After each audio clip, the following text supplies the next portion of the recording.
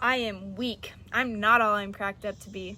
I have stress and anxiety, caving into the pressures of society. I care too much what you think of me, so much so that I fear vulnerability. Because what if I don't meet your expectations? What if I fall short and lose your admiration? So I act all put together. Gosh, I should have known that act couldn't last forever. Because despite my best wishes, I am not perfect. And trying to be just isn't worth it. But funnily enough, the first thing I do when I wake up in the morning is check social media. Trying to keep up this unwavering facade, though, is just growing more and more tedious. So can I be honest with you? I hate silence. Because in silence, I can drown in my own thoughts. I have time to reflect on my rush schedule and all the havoc that it's brought. I keep adding things to my plate. When will it stop? I keep shaking up my feelings bottle. When will it pop? So just take my advice. Using your schedule as a shield from your feelings isn't wise. Let yourself feel pain. Let yourself feel weak. Let yourself feel sorrow. Let yourself feel whatever you need, because when we realize that we aren't unstoppable, everything else becomes possible. When our situation isn't our version of optimal, that's when God's voice becomes audible. When I can't go on, God says there's strength for that. When I make mistakes, God says there's grace for that. And when my heart is under attack, He gives me all that I lack. Joy, patience, courage, peace. God just gives me all that I need. All I have to do is admit I'm weak, and then God will come in and do the comforting. I can feel whatever I'm feeling because God will do the healing. I really am too weak on my own, so I literally thank God that I'm not alone. I'm surrounded by His love and God-fearing people, a church and community that goes beyond the steeple, a group quick to show love and quick to show grace.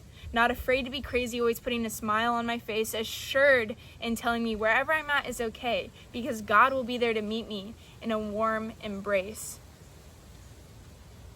He won't force me to suck it up and move on. No, instead He'll be by my side to encourage me along, telling me I don't have to pretend to be strong, because in His arms I'll always belong.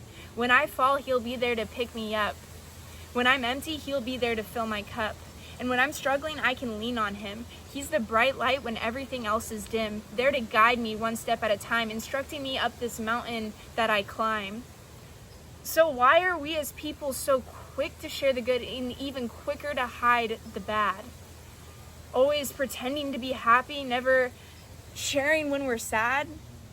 It's a lifestyle that isn't sustainable, and our put-togetherness isn't actually attainable. How's life? It's great.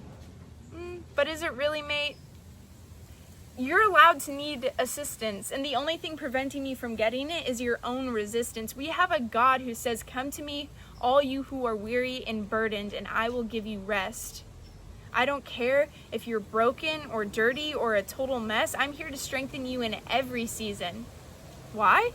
Because I love you. That's the only reason. So I will be the first to admit that I am weak. I can't do this life by myself. It's like the little kid who's trying to reach something on the top shelf. I just need help from my dad. But it's not help that's demeaning. It's actually pretty rad. His presence is so empowering. I feel like a rosebud finally flowering. Because in connection with God is how I was designed to be. Alone, I'm far too weak. So, God, I give you full reign. And I know as my king, you will be my strength.